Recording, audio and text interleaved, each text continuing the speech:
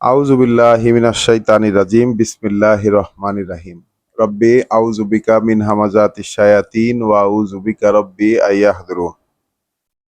কৃতজ্ঞতা এই বিশ্ববাসীর সৃষ্টিকর্তা প্রতিপালকের প্রতি, যিনি আমাদেরকে এই সন্ধ্যাবেলায় আরো একবার সামনাসামনি হবার সুযোগ করে দিয়েছেন। তার কিতাব মহাগ্রন্থ আল কোরআন থেকে আমাদেরকে পড়ার সুযোগ করে দিয়েছেন, শোনার সুযোগ করে দিয়েছেন এবং চিন্তা ভাবনা করার সুযোগ করে দিয়েছেন।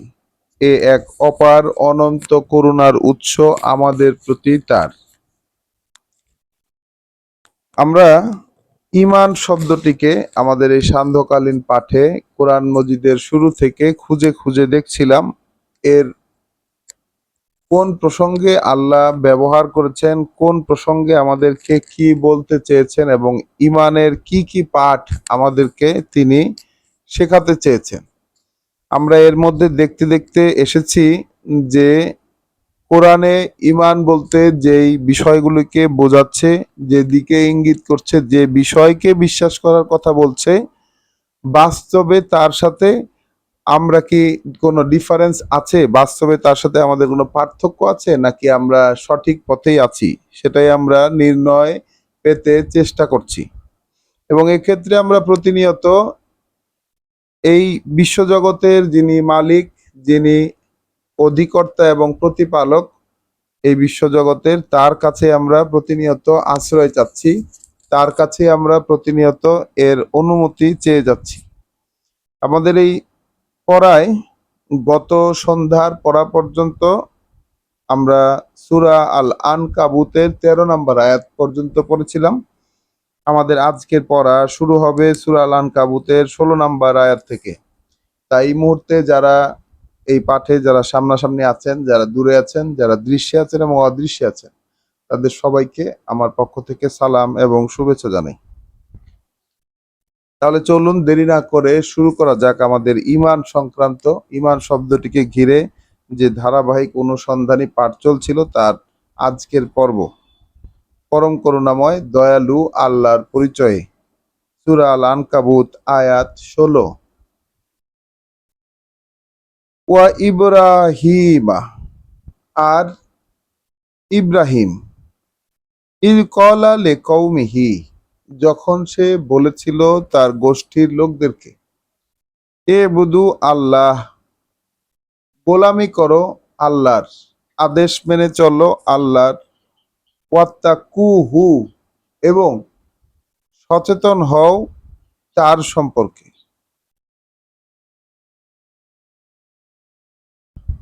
গোলামি করো আল্লাহর এবং সচেতন হও তার সম্পর্কে।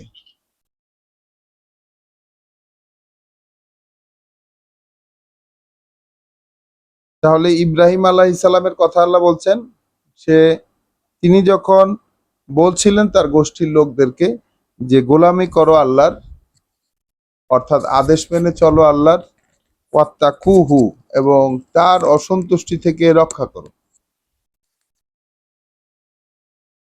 যালিকুম, ওই রকমটা তোমাদের, ওই রকমটা তোমাদের, খায়রুন লাকুম, উত্তম হবে তোমাদের জন্য। ওই রকম করাটা তোমাদের উত্তম হবে তোমাদের জন্য। ইন কুনতুম তা'লামুন, যদি তোমরা বিষয়টা সম্পর্কে জেনে থাকো, যদি তোমরা জেনে থাকো তাহলে ওই রকম করাটাই তোমাদের জন্য উত্তম হবে। কিরকম করা? আল্লাহর গোলামি করো এবং তার সম্পর্কে সচেতন হও। তো ইব্রাহিম আলাইহিস সালামের যেই আহ, আহ্বান জাতির প্রতি, এই আহ্বানটিও কিন্তু নতুন কোনো কিছু নয়। আমরা দেখেছি নবী রাসূলদের পরম্পরায় যে কয়েকটি কমন বার্তা দিয়ে তারা আল্লাহর ব্যাপারে জনগণকে সচেতন হওয়ার আহ্বান জানান, তার মধ্যে এই দুটি কথা একদম কমন।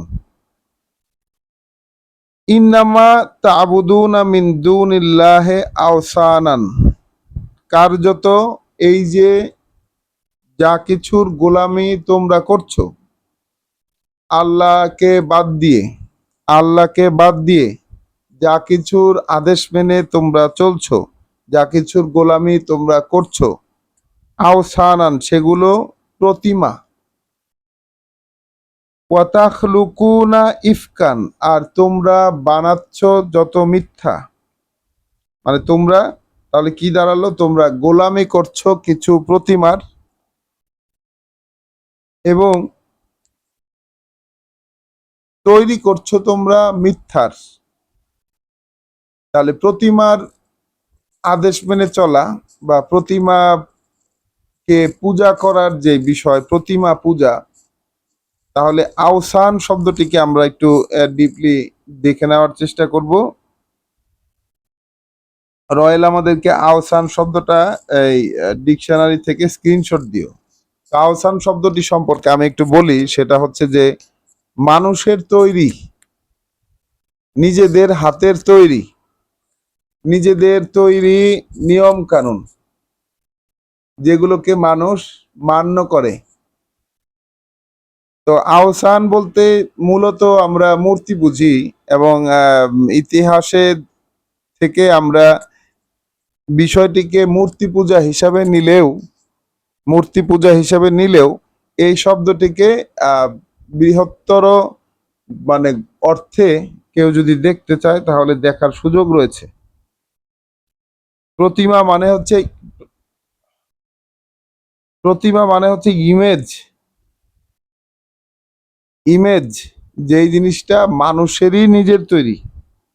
তাহলে তারা তো সেই ইব্রাহিম আলাইহিস সালামের সময়কার জনগোষ্ঠী, তারা সেই প্রতিমা পূজায় লিপ্ত ছিল এবং এইভাবে তারা বানাতো যত মিথ্যা, অর্থাৎ প্রতিমা পূজা এবং এ সংক্রান্ত যত যুক্তি, যত আইন তাদের ছিল, সবই তো ছিল মিথ্যা। ইন্নাল্লাযীনা তা'বুদুনা মিন দুনিল্লাহ, কার্যত তারা যারা আদেশ মেনে চলে, গোলামি করে আল্লাহ ছাড়া অন্য কারো, লা ইয়ামলিকুনা লাকুম রিজকান, অন্য কারো গোলামি যারা করে আল্লাহকে ছেড়ে, ওরা তো সক্ষমতা রাখে না তোমাদেরকে জীবিকার বরাদ্দ দিতে। ওরা তো সক্ষমতা রাখে না তোমাদের জীবিকার বরাদ্দ দিতে। ফাবতাগু ইনদাল্লাহির রিজকা, সুতরাং তোমরা আল্লাহর কাছেই অনুসন্ধান করো, আল্লাহর কাছেই জীবিকার বরাদ্দ।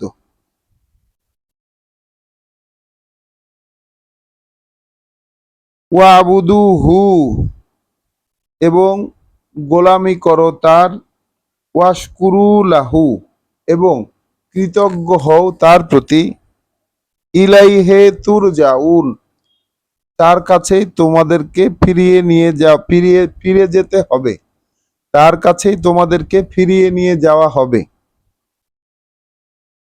তাহলে এখানে ইব্রাহিম আলাইহিস সালাম যে মিল্লাত, যে বৈশিষ্ট্য বা যে আমরা যদি বলি ধর্ম, যদি ধর্মের কথা বলি, তাহলে যে ধর্মের কথা তিনি বলছেন সেই ধর্মটা কিসের উপরে দাঁড়ানো, মূলনীতি কি? মূলনীতি হচ্ছে সমাজ অলওয়েজ আল্লাহকে ছেড়ে অন্য কিছুর গোলামি করে, সমাজ অলওয়েজ আল্লাহকে ছেড়ে অন্য কিছুর গোলামি করে। এখন সেই গোলামিটাকে উইথড্র করে নেওয়ার জন্য দেখানো হচ্ছে যে তোমরা যাদেরকে গোলামি করো, তোমরা যাদেরকে মানো, যাদের আদেশ মেনে চলো, তারা তোমাদের রিজিক দেওয়ার সক্ষমতা রাখে না। সুতরাং রিজিক অনুসন্ধান করো তোমরা আল্লাহর কাছে। তাহলে মানুষকে তার রিজিকের জন্য, তার জীবিকার বরাদ্দের জন্য নির্ভরশীল হতে হয়, আল্লাহর কাছে খুঁজতে হয় সেই রিজিক, এবং আল্লাহর আদেশ মেনে চলতে হয়। অর্থাৎ আল্লাহ তার নবী রাসূলদেরকে দিয়ে যে যখন যে সিস্টেম, অর্থাৎ সেই অনন্ত অনন্ত উৎস থেকে পাঠানো যুগোপযোগী যে জীবন ব্যবস্থা তিনি দিয়েছেন, সেই জীবন ব্যবস্থা অনুযায়ী, তার আদেশ অনুযায়ী চলো, এবং কৃতজ্ঞ হয়ে থাকো তার প্রতি। তার কাছেই তোমরা ফিরে যাবে। এই জিনিসটাই হচ্ছে যে ইব্রাহিম আলাইহিস সালামের যেই মিল্লাত, যে জীবন পদ্ধতি, সেই জীবন পদ্ধতির মূল কথা। এবং এই পদ্ধতিটা বা এই মূল কথাগুলো আমাদেরও তো মূল কথা, এই কোরআনেরও তো মূল কথা, যে আল্লাহ ছাড়া আর কারো আদেশ মেনে চলবে না। এবং সকল নবী রাসূলের রেসালাতের মূল বার্তাই এগুলো, যে জীবিকার অনুসন্ধান করতে হলে আল্লাহর কাছে করো, অন্য কেউ তো তোমাকে আসলে জীবিকা দিতে পারে না।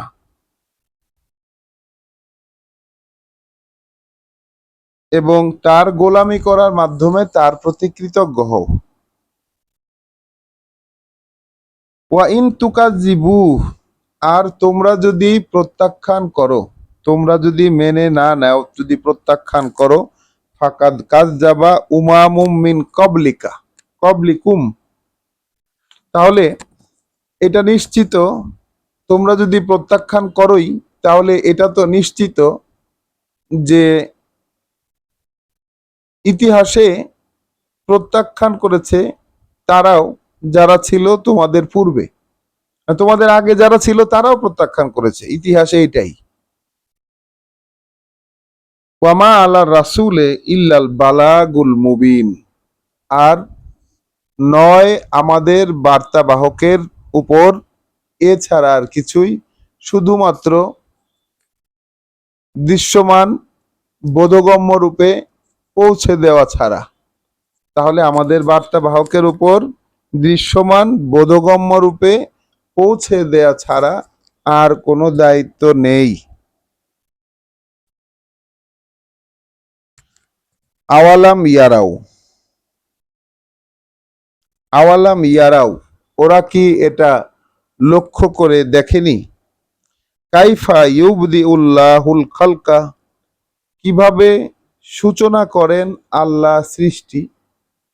ওরা কি এটা লক্ষ্য করে দেখেনি? তার মানে কি এইটা কিন্তু আহ, লক্ষ্য করে দেখার মতো বিষয়, বারবার করে দেখার মতো বিষয়, আল্লাহ কিভাবে সৃষ্টির সূচনা করেন, যে কোনো কিছুর সৃষ্টির কিভাবে সূচনা করেন এই বিষয়টা। এবং তারপরে কি সুম্মা ইউঈদুহু, তারপর সেটার পুনরাবৃত্তি করেন। তাহলে সৃষ্টির সূচনা করা এবং সৃষ্টির পুনরাবৃত্তি করা, সেটাকে মেরে আবার নতুন করে তৈরি করা, এই যে সাইকেল প্রকৃতিতে চলে, এই বিষয়টাকে চোখে দেখে দেখে এর মূল কথা অনুধাবন করতে চেষ্টা করা, এই বিষয়টি একটি বিবেচনা করার মতো বিষয়, দেখার মতো বিষয়। এই জন্য আল্লাহ বলছেন, ওরা কেন লক্ষ্য করে না যে আল্লাহ কিভাবে সৃষ্টির সূচনা করেন, অতঃপর এর পুনরাবৃত্তি করেন। ইন্না জালিকা আলাল্লাহে ইয়াসির, কার্যত ওইটা, অর্থাৎ সৃষ্টির সূচনা করা এবং তার পুনরাবৃত্তি করা, কার্যত ওইটা আল্লাহর কাছে খুবই সহজ। তাহলে এই যে সৃষ্টি, যেটা আমরা জানি যে এত দীর্ঘ সময় ব্যাপী পৃথিবীর এত দীর্ঘ বয়স, সেই বয়সে মধ্যে লাস্ট, মানে বিজ্ঞানীরা বলেন সর্বোচ্চ 40,000 বছর বয়স মানুষের, তার আগে। আর এই পুরো পুরো পৃথিবীটার বয়স হচ্ছে 3.2 মতান্তরে 4 বিলিয়ন ইয়ার্স, বা সাড়ে তিন বিলিয়ন বছর। আমার এই সংখ্যাটা ভুলও হতে পারে, যে এইরকম বিলিয়ন বিলিয়ন বছর পৃথিবীর বয়স। তাহলে এই পৃথিবীটা সৃষ্টির সূচনা থেকে এই অবস্থায় নিয়ে আসতে আমাদের গণনায় বহু বিলিয়ন বছর চলে গেছে। তো এখন কিন্তু এই বিষয়টি এত দীর্ঘ সময় আমাদের হিসাবে, কিন্তু এইটাকে যেরকম আমাদের এই পৃথিবীতে যে ছোট ছোট ইউনিটের মাধ্যমে আমরা যদি দেখি যে তিনি কিভাবে সৃষ্টির সূচনা করেন এবং তাকে পুনরাবৃত্তি করেন, তো এই রকম স্মল স্কেলে যিনি করতে পারেন, লার্জ স্কেলে যিনি সৃষ্টি করেছেন, তিনি ওই লার্জ স্কেলেও এই রকমটা ঘটাতে পারেন। কুল,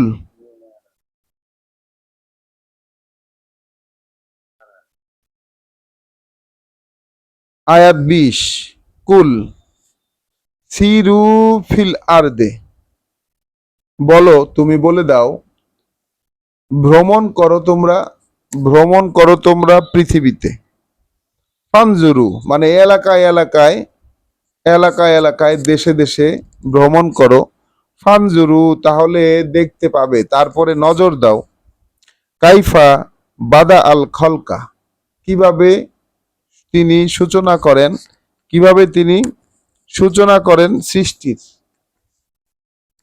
সুম্মাল্লাহা অতঃপর আল্লাহ, ইউনশিউন নাশ আতা তারপর আল্লাহ উত্থান ঘটান পরবর্তী প্রজন্মের।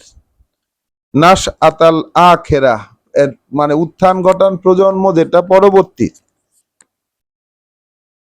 মানে জমিনে ঘুরে ঘুরে আল্লাহ দেখতে বললেন, জমিনে ঘুরে বেড়াও, তারপরে নজর দাও এই বিষয়টার প্রতি, যে কিভাবে তিনি সৃষ্টির সূচনা করলেন এবং কিভাবে তিনি উত্থান ঘটালেন পরবর্তী প্রজন্মের। ইন্নাল্লাহা আলা কুল্লে শাইইন কাদির, কার্যত আল্লাহ সব কিছুর ওপরে তার ক্ষমতা প্রয়োগে সক্ষম। তাহলে মানুষকে পৃথিবীতে ঘুরে বেড়াতে হবে যে আল্লাহ সব কিছুর উপরে ক্ষমতা প্রয়োগে সক্ষম, এই বিষয়টা তার মনের ভিতরে, তার মানে অবগতিতে স্থান দেওয়ার জন্য। তো এই উদ্দেশ্যে কি পৃথিবীতে কেউ ঘুরে বেড়ায় কিনা? পৃথিবীতে ঘুরে বেড়ায় আহ বিনোদন, জ্ঞান ইত্যাদি অর্জনের জন্য, কিন্তু আল্লাহকে উদ্দেশ্য করেও পৃথিবীতে ঘুরে বেড়ানো যায়। উদ্দেশ্য হচ্ছে আল্লাহ। উদ্দেশ্য, ভ্রমণের উদ্দেশ্য হচ্ছে আল্লাহ। এই বিষয়টিকে আপনারা কে কয়জন টার্গেট করে এই ভ্রমণটা কখনো করেছেন কিনা, যে আল্লাহকে উদ্দেশ্য করে ভ্রমণ করা? তো আল্লাহ কিন্তু দেখতে বললেন পৃথিবীতে এই বিষয়টাকে, এবং এই কথাটা কার মাধ্যমে বলছেন আল্লাহ? এটা কিন্তু ইব্রাহিম আলাইহিস সালামের সময়কার কথা হচ্ছে এই কথাগুলো।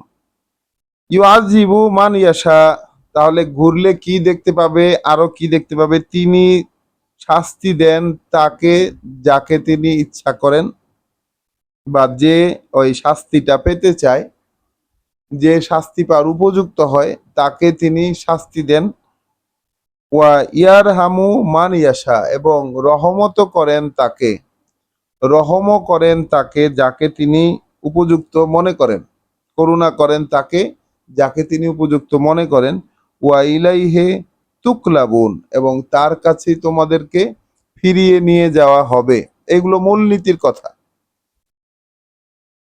যে তিনি যাকে উপযুক্ত দেখবেন তাকেই তিনি শাস্তি দেন, আবার যাকে তিনি উপযুক্ত মনে করেন, যাকে তিনি উপযুক্ত পান, তাকেই তিনি করুণা করেন। তোমরা সকলে তার কাছে ফিরিয়ে নিয়ে যাওয়া হবা। ওয়ামা আনতুম বিমুজিজিনা ফিল আরদি, আর না তোমরা এমন যে এই জমিনে তাকে অক্ষম করে দিতে পারবে। না তোমরা এমন যে এই জমিনে তাকে অক্ষম করে দিতে পারবে। ওয়ালা ফিস সামায়ে, না অক্ষম করে দিতে পারবে তোমরা তাকে ওই আকাশ মণ্ডলে, ওই মহাশূন্যে। ওয়ামা লাকুম মিন দুনিল্লাহি মিন ওয়ালিয়্যিন, আর নাই তোমাদের জন্য আল্লাহর বাদ দিলে, আল্লাহকে বাদ দিলে নাই তোমাদের জন্য কোনো অভিভাবক, ওয়ালা নাসির, আর না আছে তোমাদের কোনো সাহায্যকারী। তাহলে মূলনীতি, আল্লাহকে যদি বাদ দিয়ে দাও তাহলে তোমাদের কোনো অভিভাবক নাই, কোনো সাহায্যকারী নাই। এই বিষয়টিকে কখনো চিন্তা করেছেন? কারণ আমরা এই পৃথিবীতে আল্লাহর কাছ থেকে সাহায্য পেয়ে অভ্যস্ত না। খুব কঠিন কথা বলে ফেললাম নাকি? আমরা পৃথিবীতে আল্লাহর কাছ থেকে সাহায্য পেয়ে অভ্যস্ত না, অন্যান্যদের কাছ থেকে সাহায্য নিয়ে অভ্যস্ত। তাহলে এই কথাটার মর্ম আমরা কিভাবে চিন্তা করতে পারবো? যে আল্লাহকে যদি বাদ দিয়ে দেই, তার মানে আমি যদি আল্লাহর কথা শোনা বন্ধ করে দিই, আল্লাহকে যদি আমি গ্রাহ্যতা থেকে সরিয়ে দেই, তাহলে এই পৃথিবীতে আমার আর কোনো অভিভাবকও হবে না, আমার আর কোনো সাহায্যকারীও হবে না।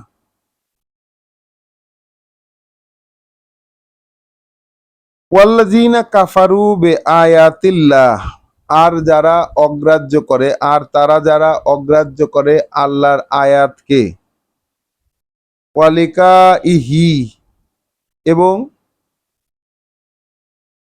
মুখোমুখি হওয়া তার সাথে সামনাসামনি হবে এই বিষয়টিকে, এবং তার বাণী ও বার্তা নিদর্শন যা কিছু বাণী ও বার্তা এবং প্রমাণ চিহ্ন এবং তার সাথে দেখা হওয়ার বিষয়, এই বিষয়গুলোকে যারা গ্রাহ্য করবে না, উলাইকা ইয়া ইসু মিন রহমাতি, তারাই কিন্তু মানে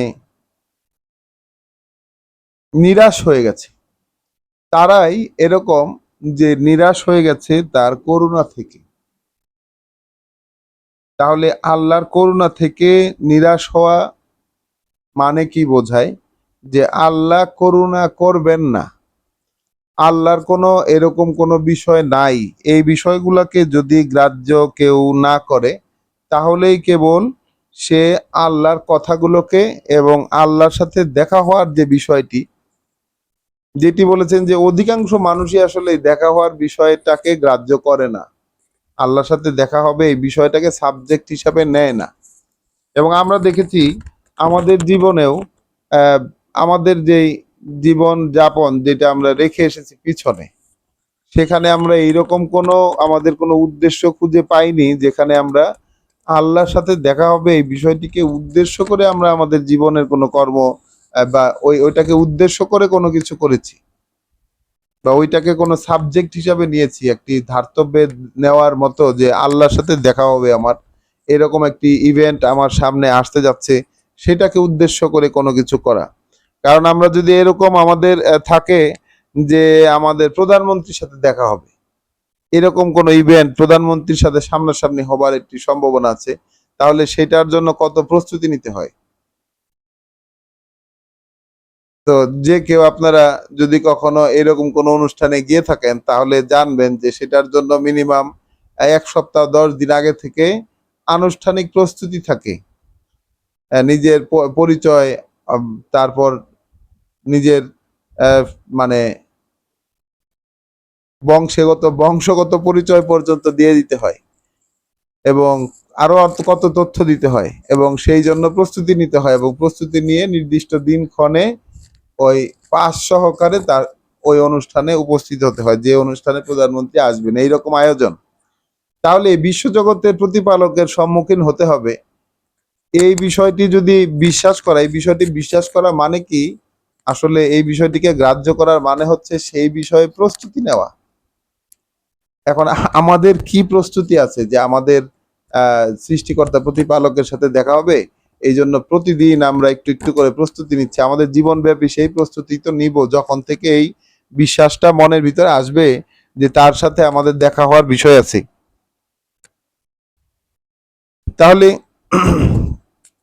যারা প্রত্যাখ্যান করে আল্লাহর বাণী ও বার্তা এবং তার সাথে দেখা হওয়ার বিষয়টাকে, তার সাথে সামনাসামনি হওয়ার বিষয়টাকে, ওরাই হচ্ছে তারা যারা তার করুণার বিষয়ে নিরাশ হয়ে গেছে। ওয়াউলাইকা লাহুম আযাবুন আলিম, এই ধরনের লোকদের জন্য রয়েছে শাস্তি ভয়ঙ্কর কষ্টের।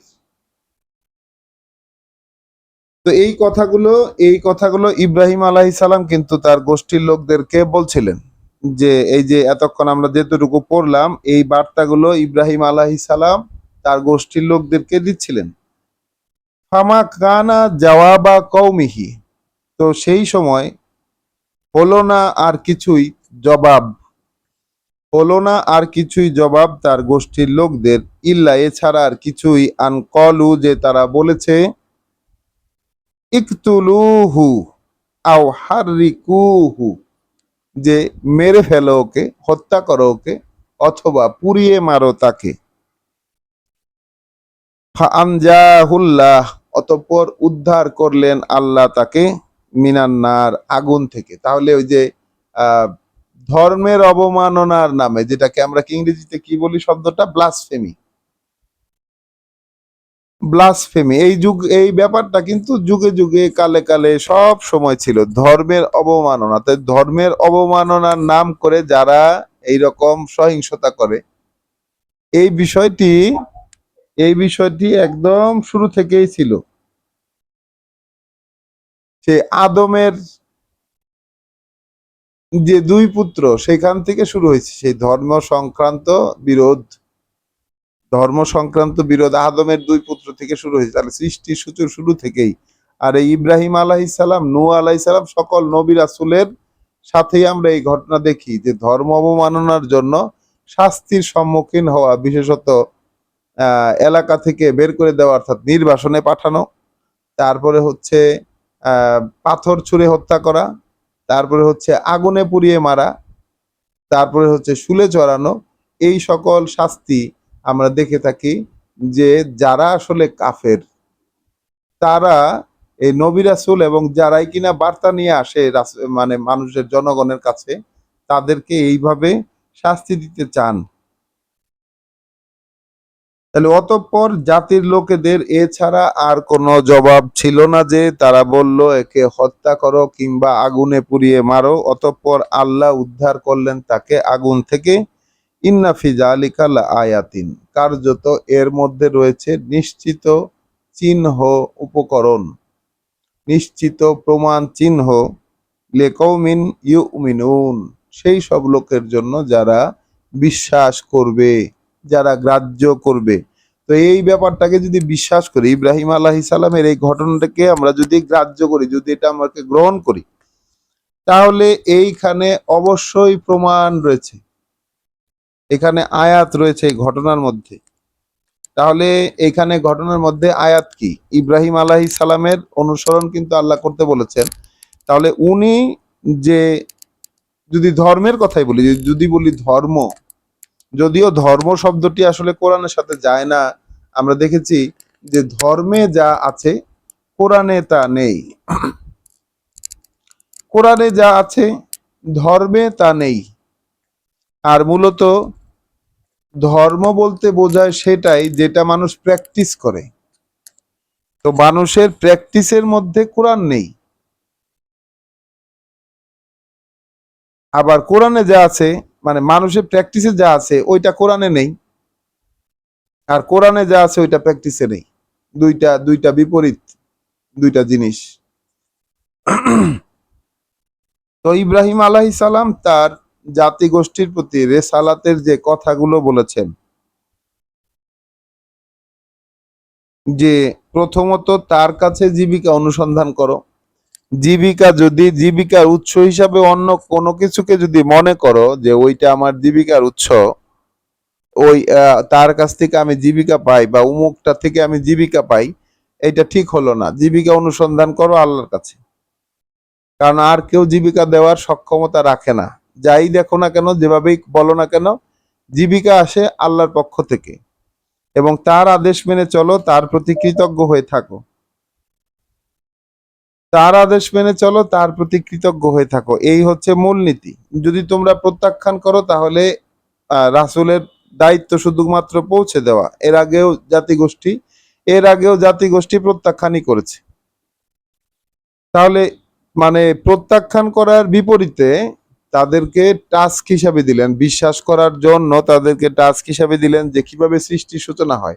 আল্লাহ যে সৃষ্টিকর্তা, তিনি যে সর্বময় পালনকর্তা, এই বিষয়টাকে মানে উপলব্ধি করার জন্য সৃষ্টির দিকে তাকিয়ে দেখা, এবং এই যে প্রতিনিয়ত সৃষ্টির সূচনা হওয়া এবং তার পুনরাবৃত্তি হওয়া, এই বিষয়টাকে তিনি একটি মহা সাবজেক্ট হিসাবে দেখালেন। যে এই দিকে নজর দিলে, কেউ যদি এই দিকে নজর দেয়, তাহলে আল্লাহর সেই সৃষ্টির মাহাত্ম্যটা বুঝতে পারবে। এবং বারবার বলা হচ্ছে যে এই জিনিসটা, সেটা হচ্ছে তার কাছে তোমরা ফিরিয়ে নিয়ে যাওয়া হবা। অর্থাৎ এইখান থেকে যাওয়ার পরে আমাদের যেখানে ডেস্টিনেশন, ওইটা হচ্ছে তার কাছে। এবং এইখানে যদি আমরা আল্লাহকে বাদ দিয়ে দেই, তাহলে আমাদের কোনো অভিভাবক নাই, কোনো সাহায্যকারী নাই।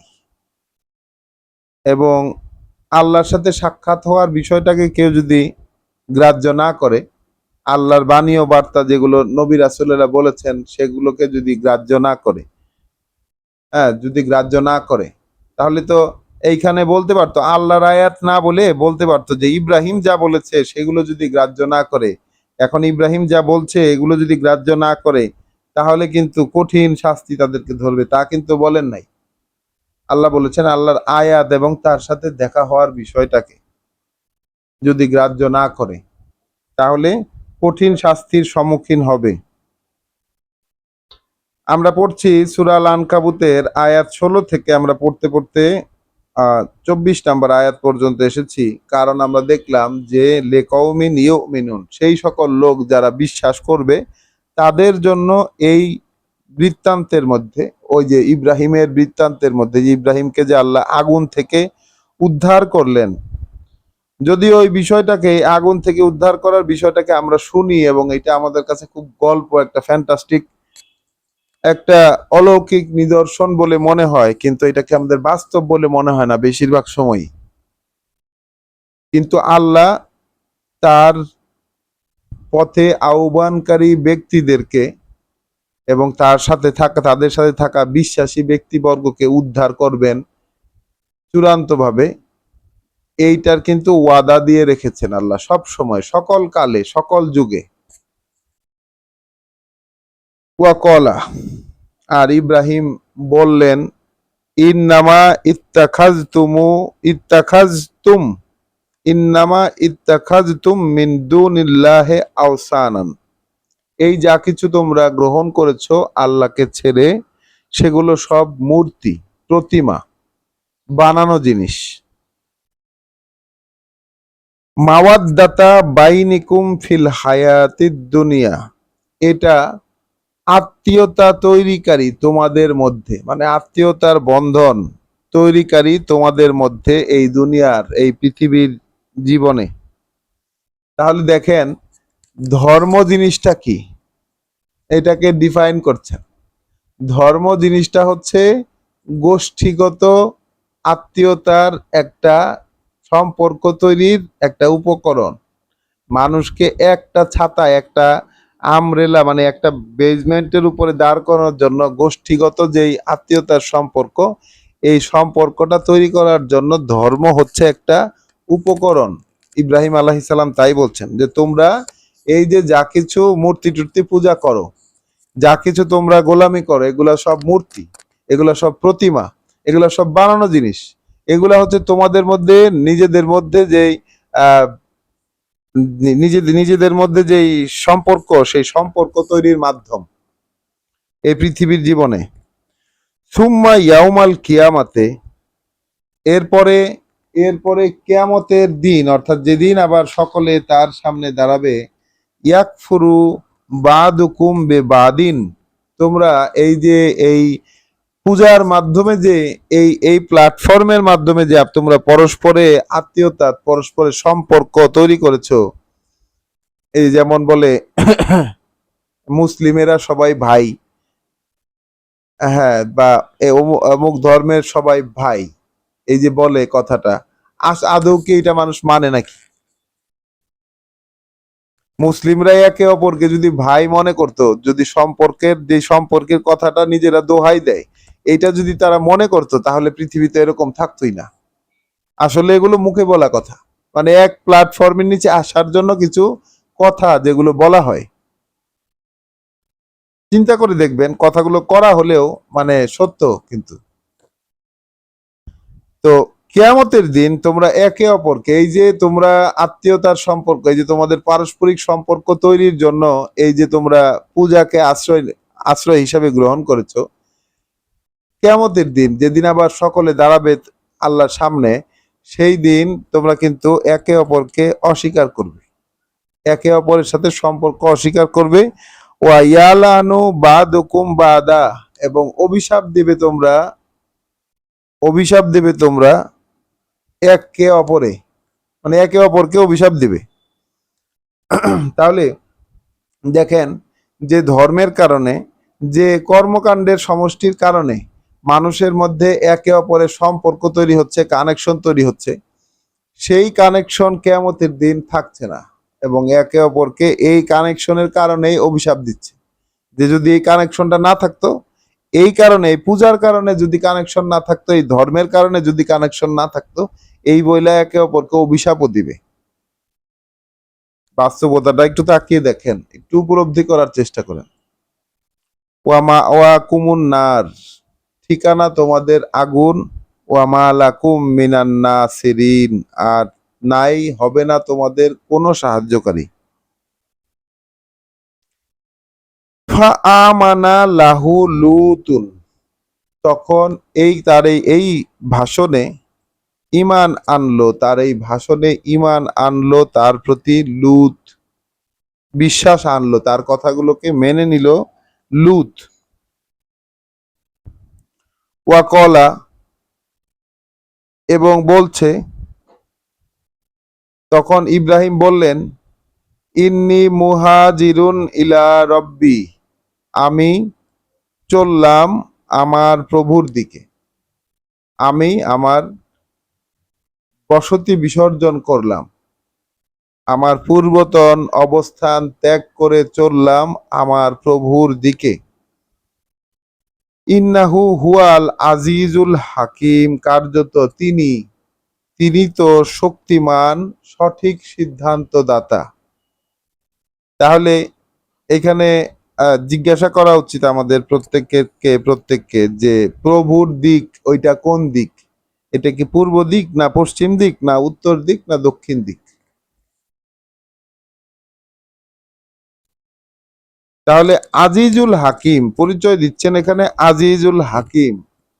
তাহলে আজিজুল হাকিম মানে শক্তিমান, সঠিক সিদ্ধান্তদাতা। যেই দিকে গেলে প্রভুর শক্তি দেখা যাবে, যেই দিকে গেলে তার সিদ্ধান্ত জানা যাবে, সেইটাই তো প্রভুর দিক। তাহলে তাহলে ইব্রাহিম বললেন ইন্নী মুহাজিরুন, লেখছে এখানে যে আমার এই অনুবাদ গ্রন্থে লেখা, আমি সবকিছু ছেড়ে আমার প্রভুর দিকে রওনা করেছি। এইটা যদি ইব্রাহিমের পদ্ধতি হয়, তাহলে এই ইব্রাহিমের পদ্ধতি অনুসরণ করাই কর্তব্য। এখন আমরা কে কে ছেড়ে যাব? প্রশ্ন নিজেদের কাছে, নিজেদের কে কি ছেড়ে যাব? যদি এই হয়, অর্থ যদি এই হয় যে আমি সবকিছু ছেড়ে আমার প্রভুর দিকে রওনা করেছি, তাহলে ব্যাপারটা কেমন দাঁড়ায়? আমি একটু এই জায়গাটার অনুবাদ বিভিন্ন জায়গা থেকে পড়তে চাই, বিভিন্ন অনুবাদ গ্রন্থ থেকে পড়ে দেখাতে চাই, দেখতে চাই যে এখানে আসলে কি বলা। আচ্ছা, তখন ঈমান আনলো তার প্রতি লূত, এবং ইব্রাহিম বলল, নিশ্চয়ই আমি হিজরতকারী দিকে আমার প্রভুর। তাহলে তাফসির আহসানুল বায়ান লিখেছে, ইব্রাহিম বলল, আমি আমার প্রতিপালকের উদ্দেশ্যে দেশ ত্যাগ করব। তো এখানে হিজরত বলতে বুঝিয়েছে যে দেশ ত্যাগ করা। এখানে কিন্তু দেশের কোনো কথা নাই, বলছে যে প্রভুর দিকে হিজরত। যদি হিজরতকে হিজরতই বলি বা বসতি বিসর্জন করে আসা বলি, তাহলে বিষয়টা হচ্ছে যে আহ, আমি আমার প্রভুর দিকে চললাম সবকিছু আগের অবস্থান ত্যাগ করে। আচ্ছা, সহি ইন্টারন্যাশনালে বলছে কি, and Lord believed him, Abraham said, indeed I will immigrate to my Lord। এখানে to the service of my lord, the service of, এটা আবার ব্র্যাকেটে লিখে দিছেন, to I I will immigrate to the service of my lord, আমি আমার প্রভুর গোলামির দিকে আমার ইমিগ্রেট মানে কি, অভিবাসী হইলাম। মানে আমার আগের যে জায়গাটা ছিল, যেই অবস্থানে আমি থাকতাম, ওইটা ছেড়ে দিয়ে এখন নতুন অবস্থান হইলো আমার প্রভুর গোলামি আমি করব, সেই দিকে আমি এখন অভিবাসন করলাম, আমি অভিবাসী হইলাম এখন। Indeed he is the exalted in might, the wise. তো এই হলো আমাদের প্রচলিত অনুবাদগুলো। তাহলে আহ আসলে এই ত্যাগ করাটা তো দেশ ত্যাগ না, বা এলাকা ছেড়ে অন্য এলাকায় যাওয়া এইরকম না। আসলে অভিবাসনটা প্রভুর দিকে, আমাদের খেয়াল রাখতে হবে, আমাদের প্রভুর দিকে। যেই দিকে আছেন প্রভু, যেই জিনিসের মধ্যে প্রভু আছেন, এখন আমাদের কাছে আমাদের রব্বুল আলামিন যিনি, তার কথার উৎস, যা কিছু নাজিল করা উৎস, সেই দিকে আমাদেরকে যেতে হবে। এই জন্যই কিন্তু ওই যে আহ, সব উৎসগুলোকে এক করে দেওয়া হয়েছে। এবং আল্লাহ আমাদেরকে বিশ্বাসের যে শপথ বাক্য পড়িয়েছেন, যে তোমরা সবাই বলো আমরা বিশ্বাস এনেছি আল্লাহর প্রতি, এবং যা কিছু নাজিল করেছেন তিনি আমাদের প্রতি, তাতে যা কিছু নাজিল করেছেন ইব্রাহিমের প্রতি, ইসমাইলের প্রতি, ইসহাকের প্রতি, ইয়াকুবের প্রতি, এবং বংশের এই ধারায়, এবং যা কিছু দিয়ে দেওয়া হয়েছে মূসাকে, যা কিছু দেওয়া হয়েছে ঈসাকে, এবং যা কিছু দেওয়া হয়েছে সকল নবীদেরকে তাদের প্রভু প্রতিপালকের পক্ষ থেকে, আমরা বিশ্বাস এনেছি তাতে। এবং আমরা তাদের কারোর মধ্যে কোনো পার্থক্য করি না, আমরা কেবল তার প্রতি সমর্পিত। এই যে বিশ্বাসের শপথ বাক্য, এবং সেই শপথ বাক্য অনুযায়ী আমরা যদি এখানে মিলিয়ে দেখি যে আসলে হিজরতটা করতে হবে কোন দিকে,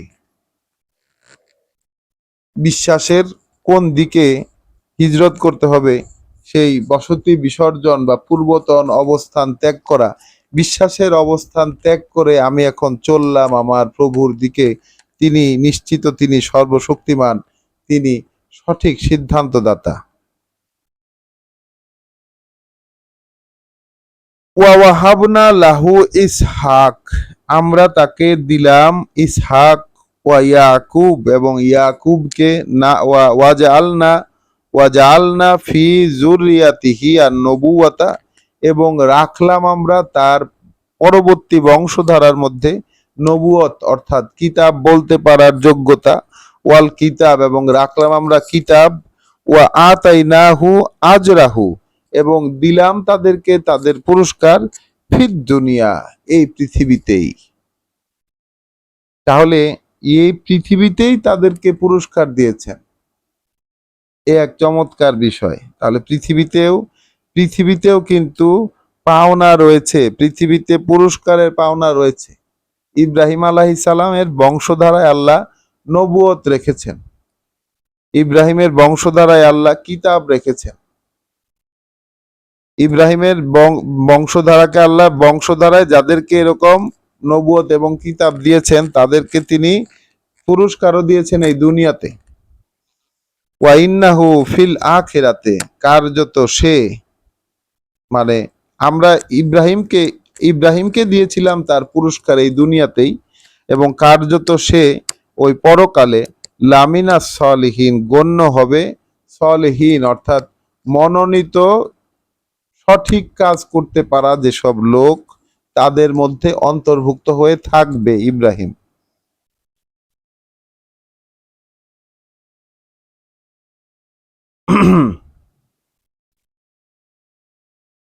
এরপর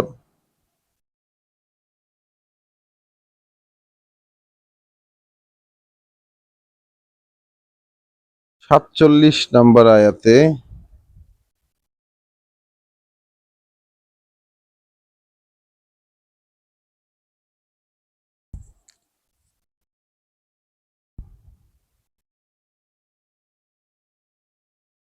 আয়াত 45 থেকে আমরা পড়ব।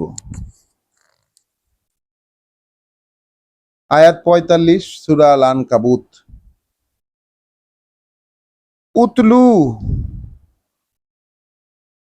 পড়ে শুনিয়ে দাও, মা উহিয়া ইলাইকা মিনাল কিতাবে, যা কিছুই ওহী করা হয়েছে তোমার প্রতি এই কিতাব থেকে।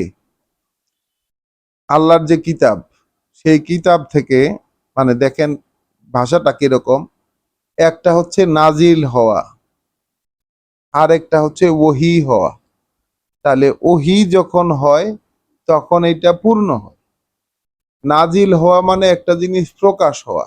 তো প্রকাশ হলেই কিন্তু সবকিছু বুঝে আসে না, সবকিছু বোধগম্য হয় না, এবং সবকিছু মানুষ করতেও পারে না। করতে পারে কখন? যখন তার প্রতি ওহী হয়, তখন অবশ্যই সে এটা করতে পারে। অর্থাৎ মোহাম্মদ রাসূলুল্লাহর কাছে নাজিলও হচ্ছিল, আবার সেই জিনিস ওহীও হচ্ছিল। তাহলে যা কিছু এখানে কিন্তু যা নাজিল হচ্ছে সেইটাকে পড়ে শুনিয়ে দাও, এরকম বলেন নাই আল্লাহ, বলেছেন যা ওহী হয়েছে সেইটা পড়ে শুনিয়ে দাও, সেইটা পড়ে শুনিয়ে দাও।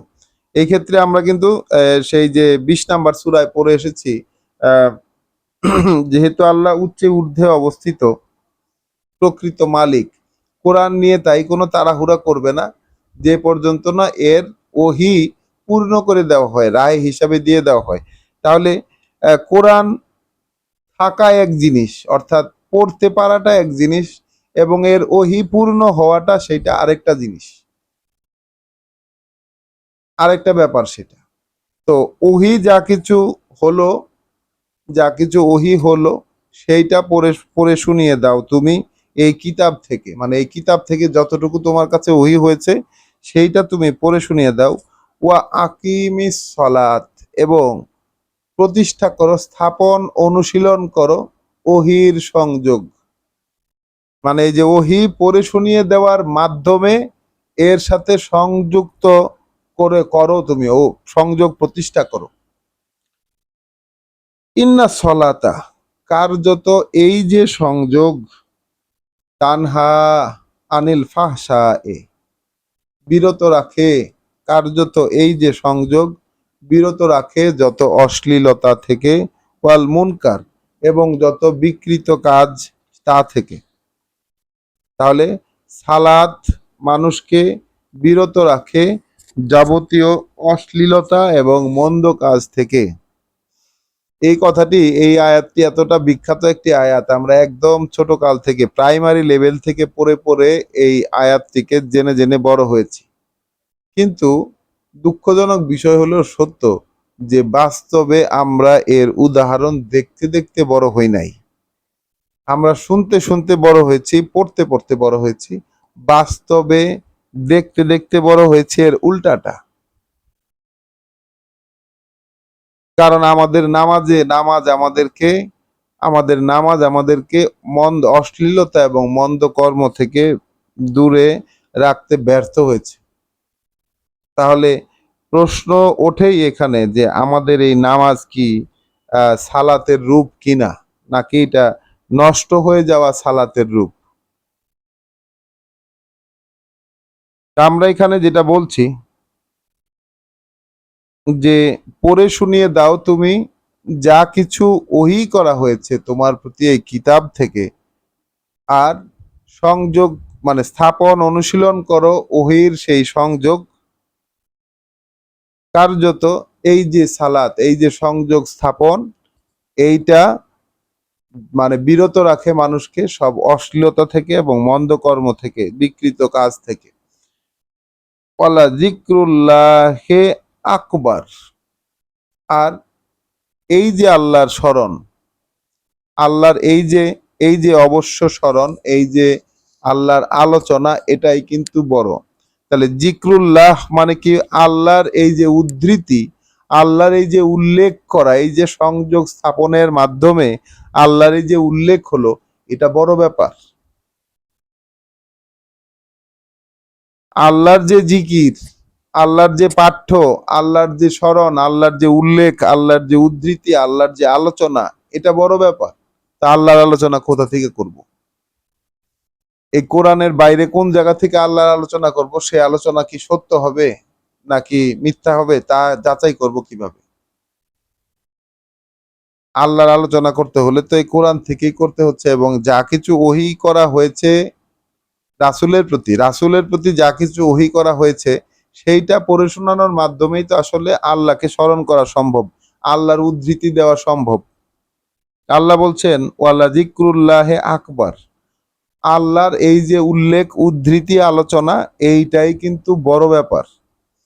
ওয়াল্লাহু ইয়ালামু মা তাসনাউন, এইখানে আরেকটি শব্দ আসলো সনা আ, যেটা তাসনাউন, যে তোমরা কি কি বানিয়ে বানিয়ে করো, তোমরা কি কি বানিয়ে বানিয়ে করো, আল্লাহ কিন্তু এটা খুব ভালোভাবে জানেন। তোমরা যা কিছুই বানিয়ে বানিয়ে করো এর বিপরীতে, অর্থাৎ আল্লাহ জানেন যে মানুষকে সালাতের কথা বললে এই যে যা কিছু ওহী করা হয়েছে এই বিষয়টার সাথে সংযুক্ত হবার, পড়ে পড়ে মানুষকে পড়ে শুনিয়ে দিয়ে সংযুক্ত হবার যে বিষয়টি, এই বিষয়টির বিপরীতে মানুষ অনেক কিছুই বানিয়ে বানিয়ে করবে, এটা আল্লাহ অবশ্যই জানেন। তো আল্লাহ এখানে বলেই দিয়েছেন যে আল্লাহ খুব ভালো করে জানেন সেই সব যা কিছু তোমরা বানিয়ে বানিয়ে করো।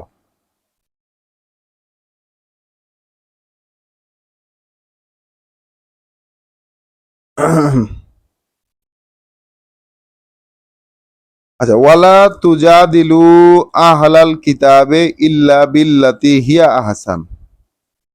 আর তর্কে লিপ্ত হয়েও না, তর্কে লিপ্ত হয়েও না কিতাবের দাবিদারদের সাথে।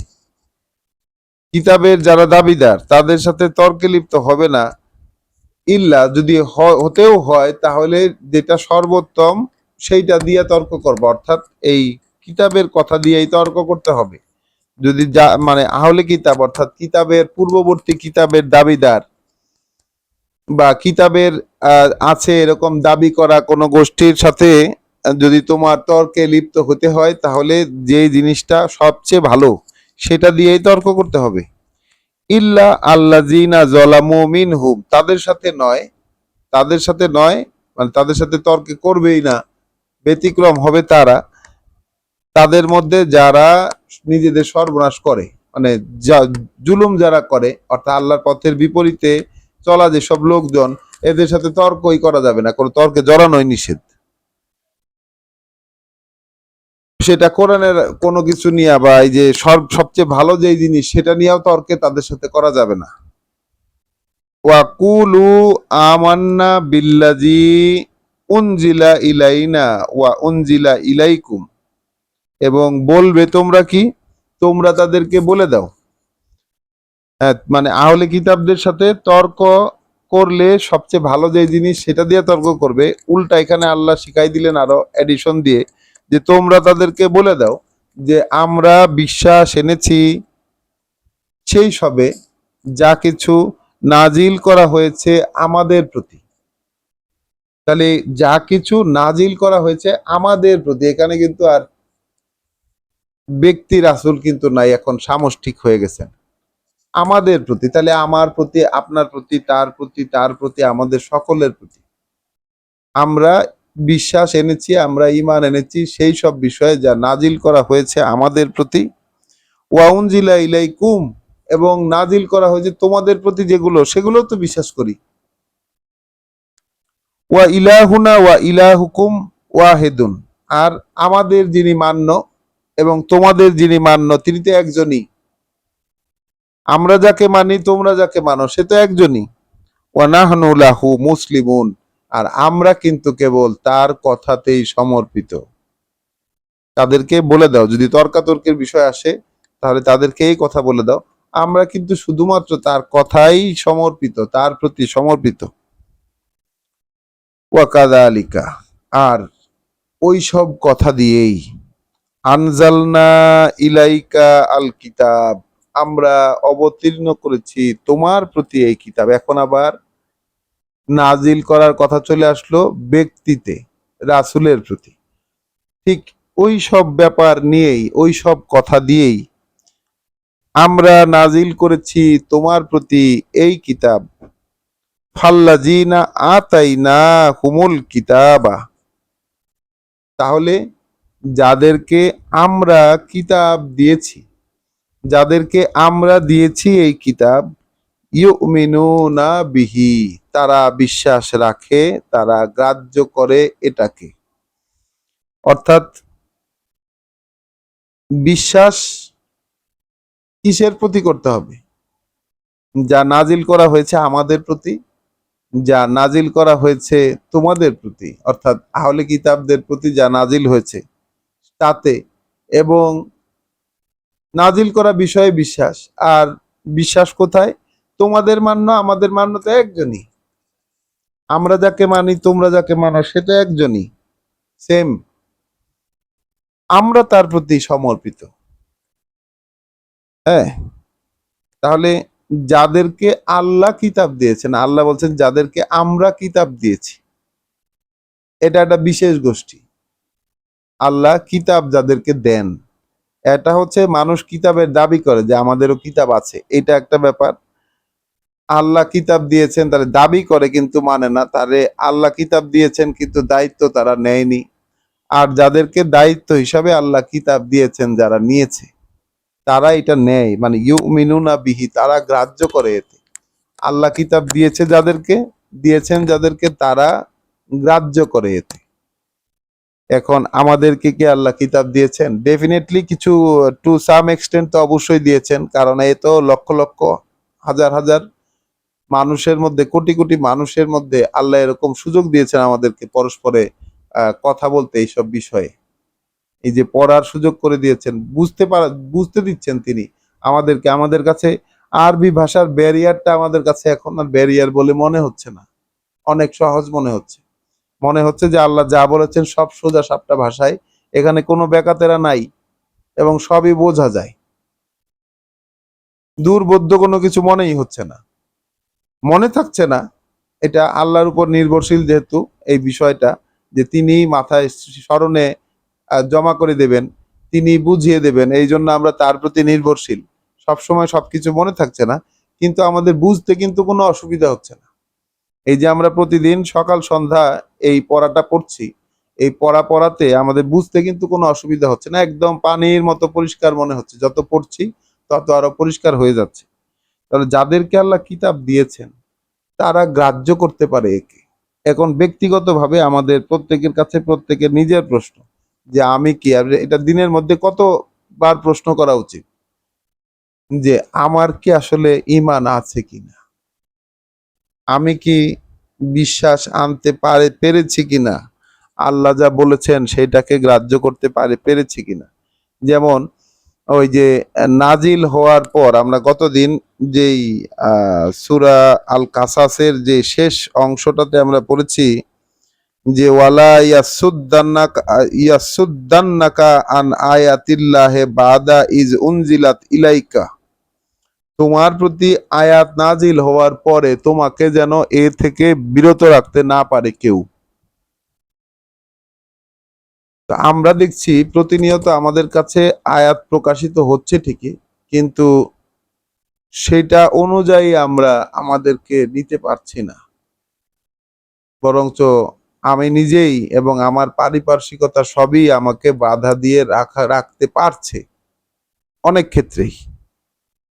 তো এইখানে তাহলে আমরা ওই আয়াতের সাথে নিজেকে মেলাতে পারছি না। আমাদের অবস্থান এতটাই বিপরীতে, আমরা আমাদের জীবন যাপন করতে করতে এবং যেই সিস্টেমের সাথে আমরা জড়ানো, সেই জড়াতে আমরা এতটাই তার সাথে মিশে গেছি যে ময়লার মধ্যে থেকে থেকে নিজেদেরকে ময়লা থেকে বের করে আনতে আমরা পারছি না। এই অবস্থান আমাদের, আমরা শনাক্ত করতে পারছি এই কিতাব পড়ে। আল্লাহ বলছেন যাদেরকে তিনি, তারা মানে তারা যারা, ফাল্লাজিনা, অতঃপর যাদেরকে আতাইনা হুম, আমরা দিয়েছি যাদেরকে আল কিতাব, ইউমিনুনা বিহি, তারা এতে বিশ্বাস করে। ওয়ামিন হা উলা এ মান ইউমিনু বিহি, আরো এরকম রয়েছে বহু লোক, এই যে সামনে অনেক লোক, তাদের মধ্যেও এরকম আছে যারা বিশ্বাস করবে এর প্রতি। ওয়ামা ইয়াজহাদু বে আয়াতিনা, তবে ন মানে মানে অবিশ্বাস করে, বিশ্বাস করে না, অস্বীকার করে আমাদের বাণী ও বার্তাকে, ইল্লা আল কাফিরুন, কেবলমাত্র তারাই যারা মানে ভণ্ড বিশ্বাসের অধিকারী, ভুয়া বিশ্বাসের অধিকারী যারা, তারাই কেবল এই আয়াতকে অস্বীকার করতে পারে। দেখেন তাহলে, আল কাফিরুন, ফলস ক্লেমার্স অফ গাইডেন্স, মানে যারা ক্লেম করে যে গাইডেন্স আছে, কিন্তু তাদের সেই ক্লেমটা আসলে ফলস, মিথ্যা। পৃথিবীর যত মানুষ, কাউকে যদি জিজ্ঞাসা করেন ভাই তোমার কি গাইডেন্স আছে, সবাই বলবে হ্যাঁ গাইডেন্স আছে। ইসলাম ধর্মের যত অনুসারী, যত লোককে জিজ্ঞাসা করেন ভাই গাইডেন্স আছে না, হ্যাঁ গাইডেন্স আছে। কিন্তু আয়াতের সাথে কোনো মিল নাই। আমাদেরকেই দেখেন, আমরা আয়াত জানতেছি এবং বুঝতে পারতেছি যে আয়াতের সাথে আমাদের বাস্তবতার কোনো মিল নাই। রাসূল যেগুলোকে করে করে রাসূলের মাধ্যমে যা প্রকাশ ঘটিয়েছেন আল্লাহ, রাসূলের অনুসারী যদি আমরা হই, আমাদেরকেও ঠিক একইভাবে প্রকাশিত হতে পারার কথা। তার মানে কি ওহী আমাদের উপর ওহী কিন্তু হয় নাই, তাহলে ওহী রাসূলের প্রতি হয়েছে, ওই জিনিসগুলো আমাদের কাছে আল্লাহ এনে পৌঁছেও দিয়েছেন, আমরা পড়ছিও, কিন্তু এই কথাগুলোর পূর্ণ যে অভিব্যক্তি, যে বুঝ, সেই বুঝ এখনো আমাদের বাস্তবায়ন করার যে বুঝ, এটা এখন আমাদের কাছে এসে পৌঁছায় নাই, পৌঁছাচ্ছে না। আমাদের যে হয়তো আমাদের চাওয়া দুর্বল, বা হয়তো আমরা সেই আশাই পোষণ করছি না যে আল্লাহর সাথে আমাদের দেখা হবে, সেই আশা পোষণ আমরা প্রতিনিয়ত যেটা করার কথা ওইটা হয়তো করছি না।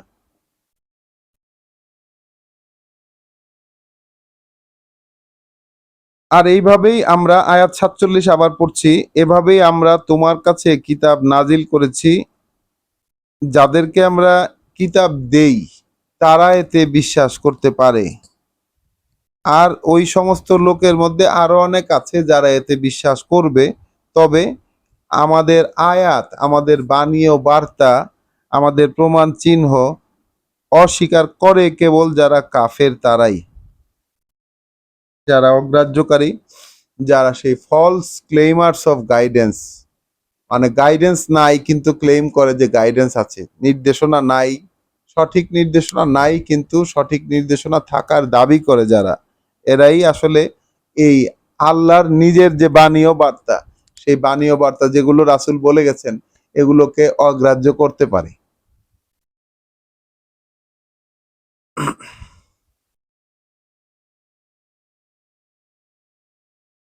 ওয়ামা কুনতা তাতলু মিন কাবলিহি মিন কিতাবিন, আর তুমি তো ছিলে না এমন যে পড়ে শোনাতে এর আগে কোনো কিতাব।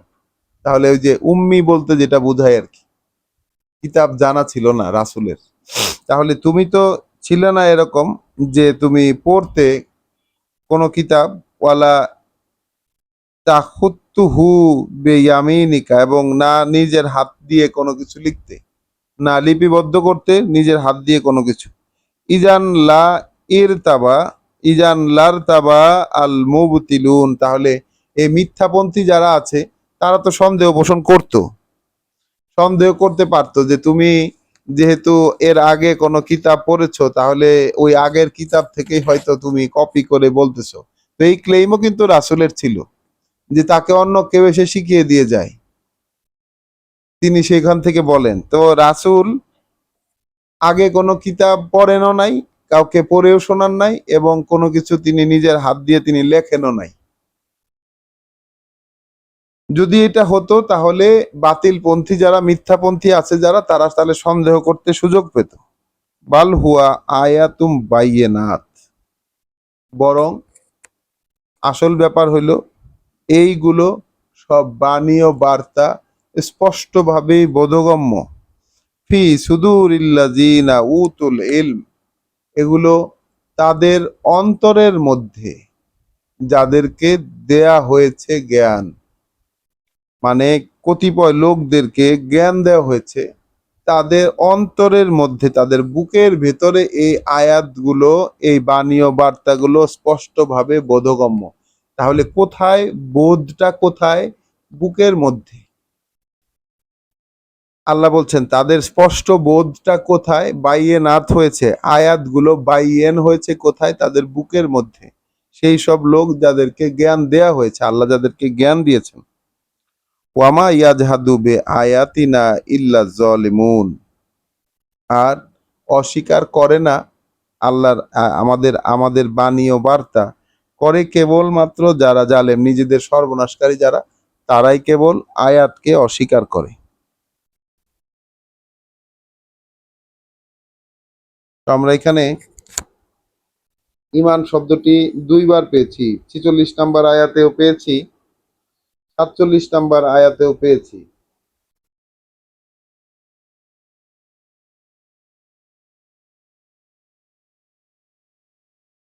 আচ্ছা,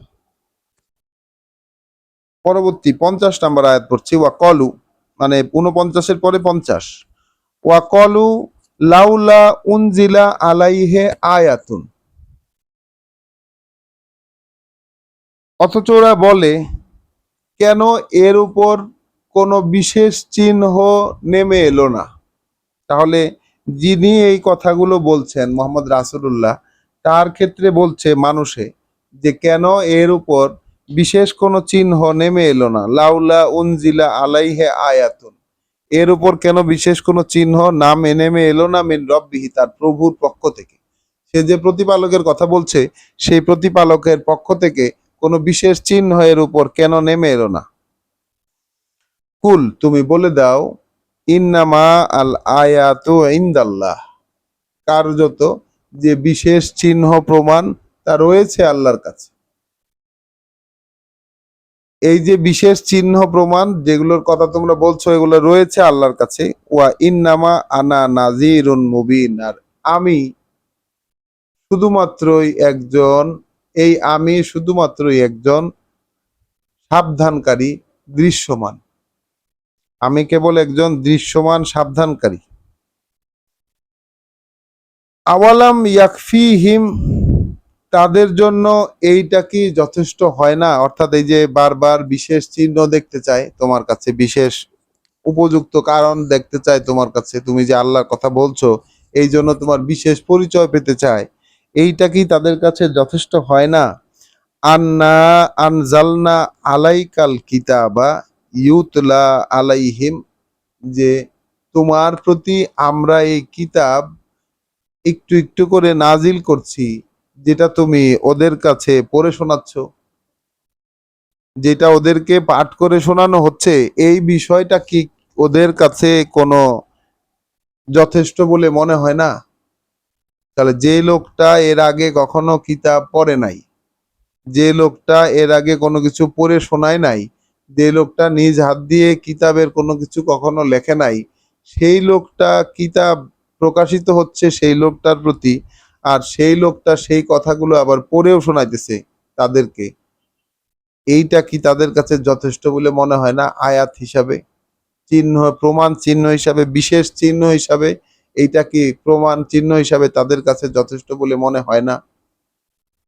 তাহলে যে ব্যক্তি কখনো কিতাব পড়েন নাই, যে ব্যক্তি কখনো কিতাব লেখেন নাই, সে ব্যক্তি কিতাব তার কাছে প্রকাশিত হচ্ছে এবং সেই প্রকাশিত কিতাব তিনি মানুষকে পড়ে শোনাইতেছেন, এইটাই আল্লাহর পক্ষ থেকে এক, মানে যথেষ্ট হওয়ার মতো একটা ব্যাপার। তাহলে তাদের কাছে কি এই বিষয়টা যথেষ্ট হয় না, যে আমরা তোমার প্রতি এই কিতাব নাজিল করেছি যা ওদেরকে পড়ে শোনানো হয়? ইন্না ফি যালিকা, কার্যত এই ব্যাপারটা, ওই ব্যাপারটার মধ্যে রয়েছে লা রহমাতান, এক অবশ্য করুণা। কার্যত ওই ব্যাপারটার মধ্যে রয়েছে এক অবশ্য করুণা। ওয়া যিকরা, এবং স্মরণে রাখার মতো ব্যাপার। এই যে পড়ে শোনানো হয়, এর মধ্যে রয়েছে করুণা এবং এবং স্মরণে রাখার মতো বিষয়। লে কৌমিন ইউমিনুন, সেই সব লোকের জন্য যারা বিশ্বাস করবে, যারা বিশ্বাস করতে চায়। তাহলে দেখেন, রাসূলের প্রতি কিতাব নাজিল হয়েছিল, সেই কিতাব তিনি মানুষকে পড়ে পড়ে শুনিয়েছেন।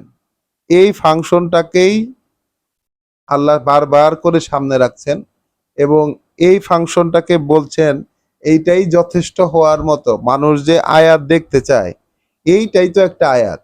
একজন মানুষ কিতাব পড়ে শোনাবে আরেকজন মানুষকে বোধগম্য উপায়ে, বুঝতে পারবে সে।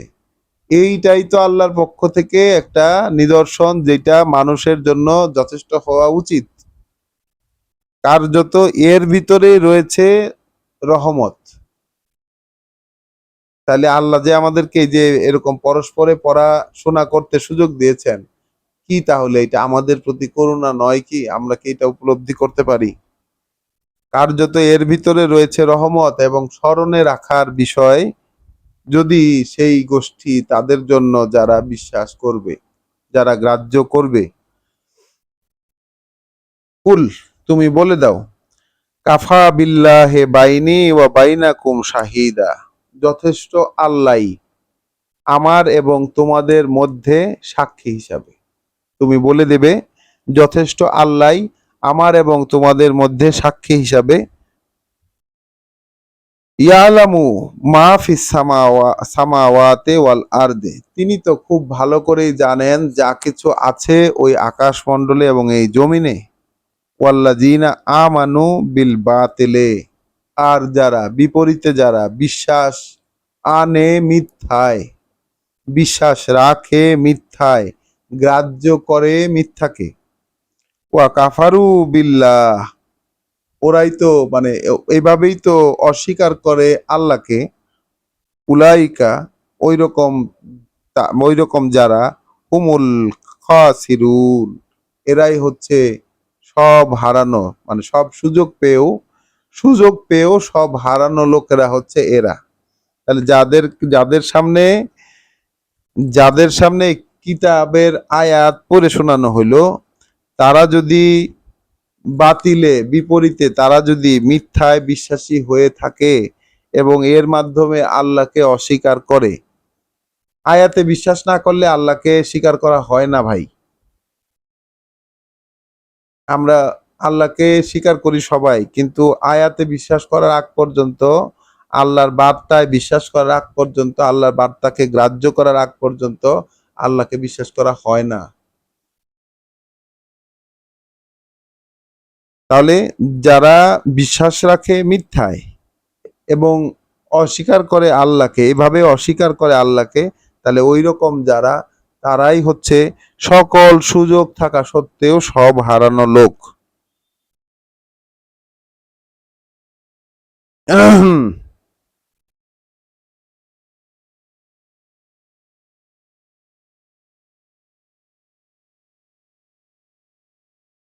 ওয়াইয়াস্তাজিলুনাকা বিল আযাব, তাই তো ওরা তাড়াহুড়া করছে তোমার কাছে এসে শাস্তির জন্য। তোমার প্রতি তাড়াহুড়া করে শাস্তির জন্য, মানে এই যে রাসূলদের কাছে গোষ্ঠীর লোকেরা যেমন এসে বলছে সব সময় যে তোমার দাবি যদি সত্য হয়ে থাকে, তাহলে যেসব ওয়াদা, যেসব মানে ভয় তুমি দেখাচ্ছ, সেগুলার কোনো একটা বাস্তবতা, কোনো একটা শাস্তি নিয়ে আসো যদি তোমার দাবি সত্য হয়ে থাকে। এইরকম তাড়াহুড়া, এইরকম শাস্তি পেতে মানুষ কিন্তু রাসূলদেরকে যখন গ্রাহ্য করে না, তারা তো এই বিষয়টাকে বিশ্বাসও করেন না যে রাসূলকে অগ্রাহ্য করলে শাস্তি পেতে হতে পারে। এই বিষয়টা তো তারা বিশ্বাস করে না। তখন তারা ঔদ্ধত্যবশত এই ধরনের কথাও বলে ফেলে যে ঠিক আছে, তাহলে শাস্তি নিয়ে আসো তোমার দাবি যদি সত্য হয়ে থাকে। সেই কথা আল্লাহ এখানে বলছেন, এই লোকেরা অবিলম্বে শাস্তি আনার জন্য তোমার কাছে দাবি করে। ওয়ালাউলা আজালুন মুসাম্মান, যদি না থাকতো একটি নির্দিষ্ট মেয়াদ, লাজাআহুম আল আযাব, তাহলে তো এসেই পড়তো তাদের কাছে শাস্তিটা। যদি না এক নির্দিষ্ট মানে মেয়াদ তাদের জন্য না থাকতো। ওয়ালা ইয়াতিয়ান্নাহুম বাগতাতান, এবং অবশ্যই সেটা আসবে তাদের কাছে হঠাৎ করে।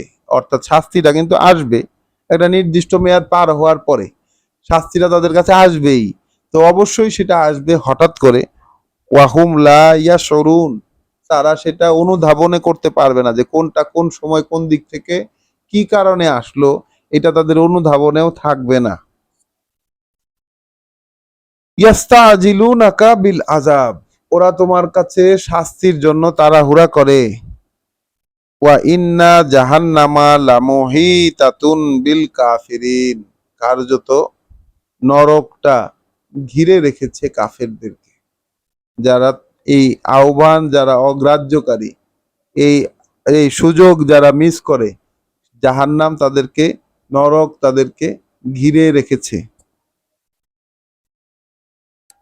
তা দেখেন, পুরো মানবতাকে আসলে পুরো মানব জাতিকে কিন্তু জাহান্নামে ঘিরে রাখছে। সকলেরই সেইখানে যাওয়াটা মোটামুটি নিশ্চিত, যদি না আল্লাহ করুণা না করেন। ইয়াউমা ইয়াগশাহুমুল আযাবু, যেদিন ছেয়ে যাবে তাদেরকে শাস্তি, যেদিন ছেয়ে ফেলবে তাদেরকে শাস্তি, মিন ফাওকিহিম, তাদের উপর থেকে, তাহলে একটা দিন আসতেছে, সেই দিন শাস্তি ছেয়ে ফেলতেছে, একদম ঢেকে ফেলতেছে উপর থেকে। ওয়ামিন তাহাতি আর জুলিহিম, এবং পায়ের নিচ থেকে। উপর থেকেও শাস্তি আসতেছে, পায়ের নিচ থেকেও শাস্তি আসতেছে।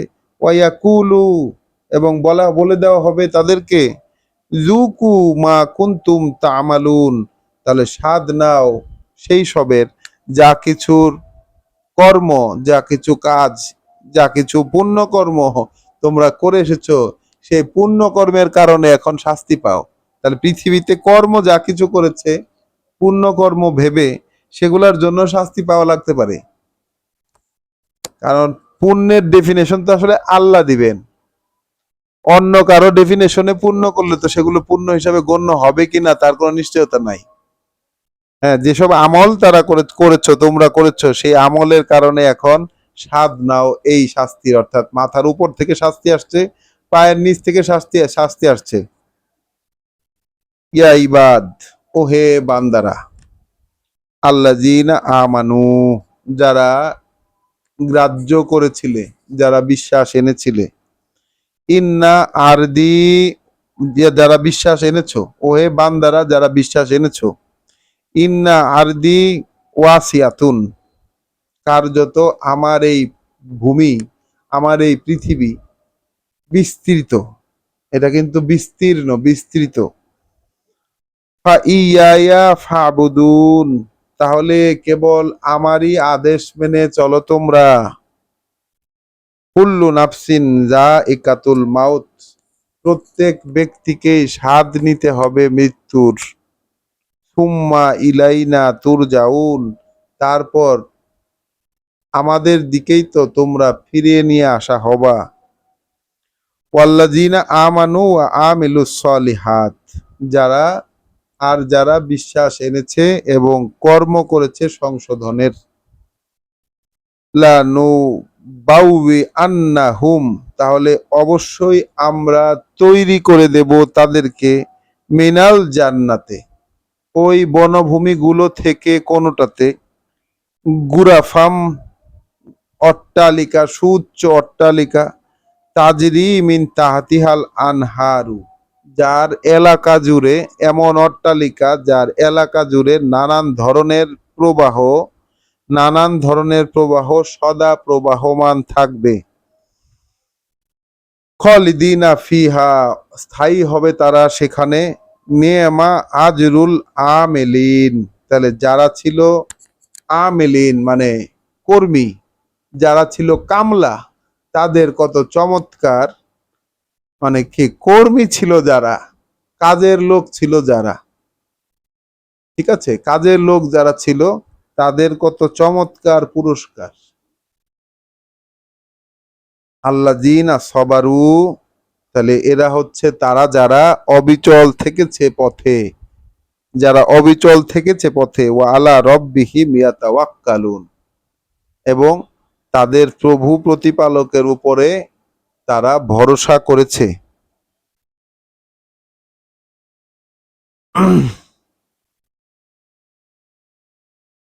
আবারও সেই জীবিকার জায়গাটাতে এসে শেষ হচ্ছে, ওয়াকা আইয়িম মিন দাব্বাতিন, আর কত সেই বিচরণশীল প্রাণী, লা তাহমিলু রিজকাহা, তারা তো বয়ে বেড়ায় না তাদের জীবিকার আয়োজন। কত শত সেই প্রাণী, বিচরণশীল কত প্রাণী, হ্যাঁ, তারা তো বয়ে বেড়ায় না তাদের জীবিকার আয়োজন। আল্লাহু ইয়ারজুকুহা, আল্লাহই তো তাদেরকে জীবিকার বরাদ্দ দেন। ওয়া ইয়াকুম, এবং দেন তোমাদেরকেও, দেন জীবিকার বরাদ্দ তো তোমাদেরকেও দেন। ওয়া হুয়া সামিউল আলিম, তিনি তো সব শোনেন এবং জানেন, তিনি তো শোনেন সব, জানেনও সব।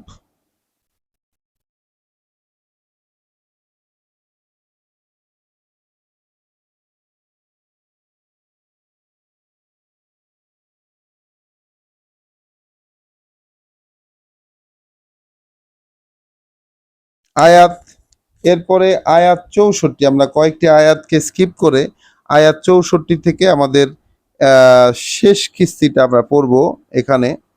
এই সূরা আল আনকাবুতের বিশ্বাস সংক্রান্ত যে অনুসন্ধানটা আমরা চালাচ্ছি, তার শেষ অংশটা। আয়াত 64। ওয়ামা হাজিহিল হায়াতুদ দুনিয়া ইল্লা লাহুন ওয়া লাইবুন। আর নয় এই যে পৃথিবীর জীবনটা, তাহলে পৃথিবীর জীবন যে জীবনের মধ্যে আমরা আছি সেটাকে আল্লাহ ডিফাইন করছেন এখন, যে নয় এই পৃথিবীর জীবনটা ইল্লা আর কিছুই, এছাড়া আর কিছুই, লাহুন ওয়া লাইবুন, একটা খেলা এবং বিনোদনের একটা মাধ্যম। এই পৃথিবীর জীবনটা, দেখেন এই পৃথিবীর জীবনটা আর কিছুই নয়, একটা খেলা এবং একটা বিনোদনের মাধ্যম।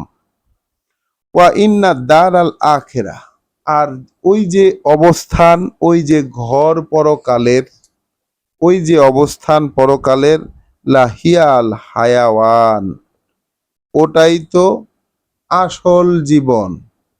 পরকালের যে অবস্থান, পরকালের যে দেখেন এইটাকে বলা হচ্ছে হায়াত। পৃথিবীর জীবন যেটা, এটাকে বলা হচ্ছে হায়াত, আর ওইটাকে বলা হচ্ছে হায়াওয়ান। 64, আয়াত 64-তে হায়াওয়ান মানে হচ্ছে প্রকৃত জীবন।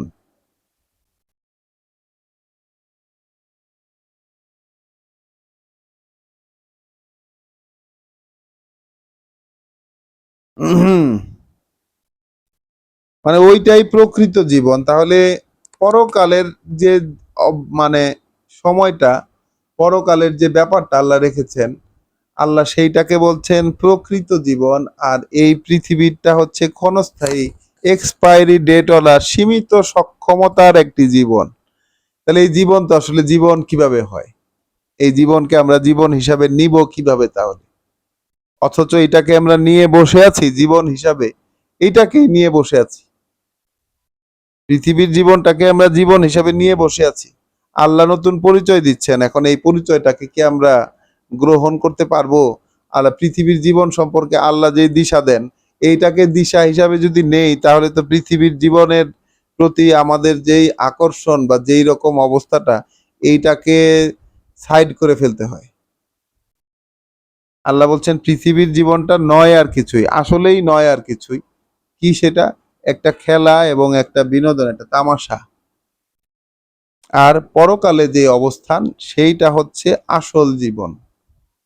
লাউকানু ইয়ালামুন, যদি তারা জানতো, যদি ওরা জানতো, তাহলে ওরা জানে না। আমরা জানবো?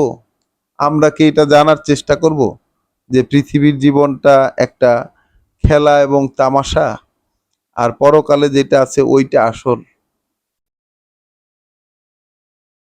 ফাইজা রাকিবু ফিল ফুলকে, তো এই স্মুথ জীবন, মানুষের যে স্মুথ খেলা এবং তামাশা, যে স্মুথ জীবন আমাদের যখন থাকে স্মুথ এরকম, তখন কি ফাইজা রাকিবু ফিল ফুলকে, এরপর যখন তারা আরোহণ করে নৌযানে, দাউল্লাহু মুখলিসিনা লাহুদ্দিন, ওই নৌযানে আরোহণ করার পর আল্লাহকে ডাকে একেবারে একান্ত করে দিয়ে, তার সিদ্ধান্ত সব তার হবে, এইটাকে একান্ত করে দিয়ে। মানে নৌযানে ওঠার পর বিষয়টা এরকম দাঁড়ায় যে আল্লাহ সিদ্ধান্তই সবকিছু হবে, এইটাকে মানুষ একান্ত করে দিতে পারে। ফালাম্মা নাজ্জাহুম ইলাল বাররে, এরপর যখন উদ্ধার করে তাদেরকে নিয়ে যাই সেই স্থলভাগে, ইজা হুম ইউশরিকুন, তখনই তারা আবারও সেই অংশী সাব্যস্ত করতে শুরু করে। মানে পানির মধ্যে যখন আর কোনো উপায় নাই, এই জীবন প্রবাহের মধ্যে জীবনটাই যদি আমরা একটা নৌযানে আরোহণ করে এক পার থেকে আরেক পারে যাওয়া, এটা যদি কল্পনা করি জীবনটাকে, তাহলে মানে যখনই এই নৌকায় উঠার পরে যখনই কোনো বিপদ আপদে ধরে, চারদিক থেকে কোনো বিরূপ আবহাওয়ার শিকার হয় মানুষ, তখন আল্লাহকে একেবারে সব কিছু সঁপে দিয়ে মানুষ ডাকতে পারে। কিন্তু যখনই আল্লাহ উদ্ধার করে তাদেরকে স্থলভাগে আবার নিয়ে যান, যখন জীবনটা আরেকটা সহজতার সম্মুখীন হয়, তখনই কিন্তু মানুষ আবার সেই অংশী সাব্যস্তে জড়িয়ে পড়ে। লেয়াকফুরু বিমা আতাইনা হুম, মানে এই কাজটা দুঃখজনক হলেও সত্য, যে আল্লাহ যেটা বলছেন যে আল্লাহ তাদেরকে যা দিলেন এইটা যেন তারা অস্বীকার করতে পারে, এই জন্যই এরকম অংশী সাব্যস্ত করে। ওয়ালে ইয়াতামাত্তাউ, এবং তারা যেন এই অংশী সাব্যস্তের মাধ্যমে, পার্টনার বানানোর মাধ্যমে আরো কিছু কাল ভোগ করে নিতে পারে, দুনিয়ার জীবনকে যেন তারা ভোগ করতে পারে। এই জন্যই এই পার্টনারশিপের আয়োজনটা তারা করে। কারণ পার্টনারশিপের আয়োজন না থাকলে, শুধু আল্লাহ একাই যদি থাকেন, তাহলে দুনিয়ার জীবন এতটা ভোগ করা আসলে যায় না, ওইটার সাবজেক্ট হিসাবে থাকে না। তো দুনিয়ার জীবন ভোগ করতে হলে, তাহলে জীবন ভোগ বলতে যেটা বোঝায়, এই ভোগ করতে হলে অর্থাৎ এই যে খেলা এবং তামাশা, এটার মধ্যে জড়িয়ে যাওয়া যদি বোঝায়, তাহলে সেখানে কিন্তু এই পার্টনারশিপ করতে হয় মানুষকে। লিয়াকফুরু বিমা আতাইনাহুম, যেন তারা অস্বীকার করতে পারে, অগ্রাহ্য করতে পারে সেই সব যা তাদেরকে আমরা দিয়েছি। ওয়ালে ইয়াতামাত্তাউ, এবং যেন তারা এই দুনিয়ার জীবনকে ভোগ করতে পারে। ফাসাউফা ইয়ালামুন, খুব শীঘ্রই they will come to know, তারা জানতে পারবে, খুব শীঘ্রই তারা জানতে পারবে। আওয়ালাম ইয়ারাও, তারা কি এই বিষয়টা বিবেচনা করে দেখতে পারে না? আন্না জালনা হারামান আমেনান, যে এই যে হারামান আমেনান মানে এই যে বিশেষ জায়গাটা, বিশেষ যে জায়গাটা, এইটাকে আমরা নিরাপত্তা দিয়ে রেখেছি। ওয়া ইয়াতা খাত্তাফুন নাসু মিন হাউলিহিম, এবং ওয়াইয়াতা খাত্তাফুন নাস, এবং তাদের চারপাশের লোকদেরকে এরকম ছিনতাই হয় তারা।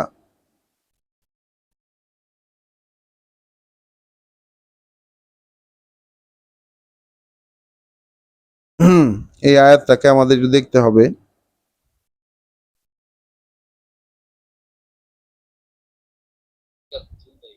হুম, না একটু একটু আমি আমি একটু একটু দেখে নিই, 1 মিনিট।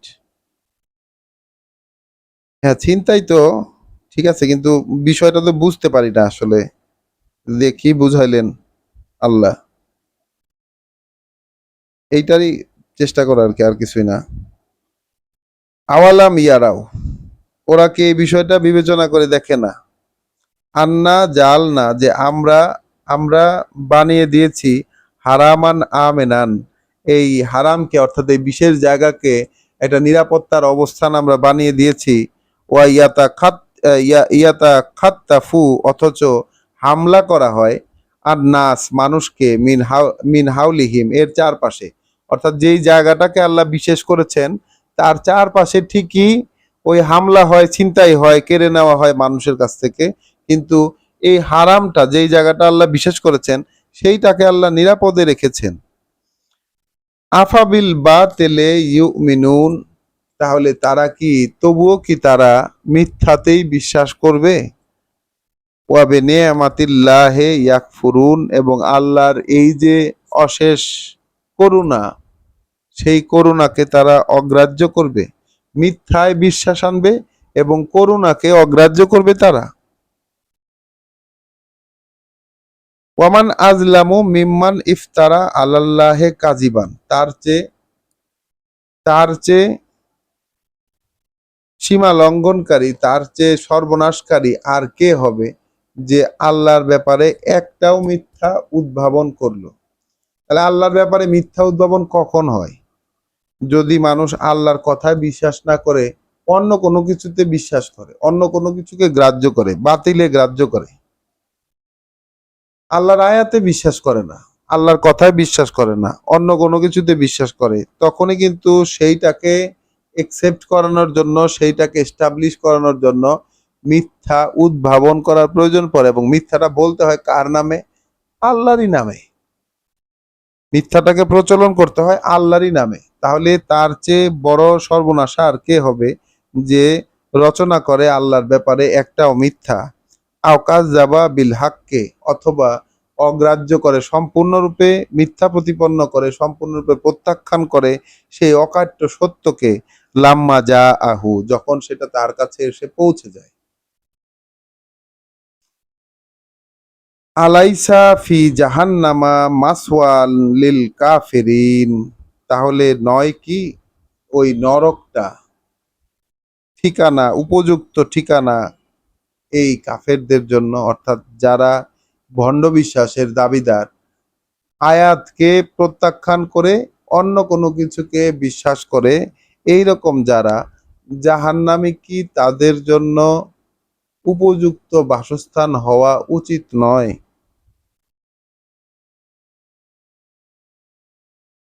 ওয়াল্লাযীনা জাহাদু ফিনা, আর যারা চেষ্টা করে আমাদের মধ্যে, আমাদেরকে নিয়ে, আমাদের মধ্যে যারা চেষ্টা করে, লা ইয়াহদিয়ান্নাহুম সুবুলানা, তাহলে অবশ্যই চালাবো তাদেরকে আমাদের পথে। এ আল্লাহর এক করুণার কথা, আল্লাহর এক গ্যারান্টি এখানে আল্লাহ দিয়ে দিলেন। যারা চেষ্টা সাধনা করবে আমাদেরকে নিয়ে, অবশ্যই তাদেরকে চালিয়ে দেব আমাদের পথে। ওয়া ইন্নাল্লাহা লামা আল মুহসিনিন, কারণ কার্যত আল্লাহ আছেন তাদের সাথে যারা তার কথায় কর্তব্য পরায়ণ। আলহামদুলিল্লাহ, আমাদেরকে আল্লাহ এই আজকে বিশেষত সূরা আল আনকাবুত বিশ্বাস সংক্রান্ত এবং কি কি সাবজেক্ট নিতে হবে আমাদেরকে টার্গেট হিসাবে, এইটা বোঝানোর জন্য খুবই একটা উপযুক্ত একটা সূরা, ইমানের বিষয়ে শিক্ষা নেওয়ার জন্য। আলহামদুলিল্লাহ, আল্লাহ আমাদেরকে যতটুকু পড়তে দিলেন সেইটাকে আমরা বারংবার আমাদেরকে দেখতে হবে, বারংবার আমাদেরকে পড়তে হবে, শুনতে হবে এবং আল্লাহর কাছে অনুমতি চাইতে হবে যেন তিনি আমাদেরকে এটা বিশ্বাস করার অনুমতি দেন। রব্বানা আমান্না বিমা আনজালতা ওয়াত্তাবানা রাসূল ফাকতুবনা মা'আশ শাহিদিন। সালামু আলাইকুম ওয়া রাহমাতুল্লাহ।